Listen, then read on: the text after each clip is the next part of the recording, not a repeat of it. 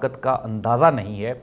जिस दिन ये हक़ और ताकत का अंदाज़ा आवाम को हो जाएगा, उस दिन आप देखेंगे कि आवाम अपने तमाम तर इख्तियारात इस्तेमाल ना सिर्फ करेगी बल्कि अपने हकूक़ भी हासिल करने में कामयाब हो जाएगी। वक्ती तौर पे जो पाकिस्तान की मजमूई सूरत हाल है, हाँ, इस एहतजाज का एक तो फ़ायदा हो गया है और वो फ़ायदा ये है कि जो यकम को पेट्रोल इन्होंने बढ़ाना था, बिजली मज़ीद महंगी करनी थी, उसमें 1 महीने का कम अज़ कम अब इनको गैप देना पड़ेगा।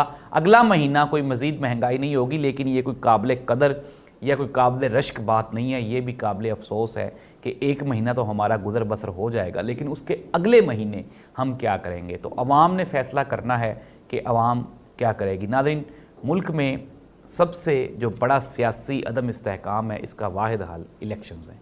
इलेक्शंस करवाए जाएँ, 5 साल के लिए एक मजबूत और मुस्तहकम गवर्नमेंट बनाई जाए और फिर उसको काम करने का मौका दिया जाए ताकि मुल्क में कोई बेहतरी आ सके। अल्लाह हाफ़िज़।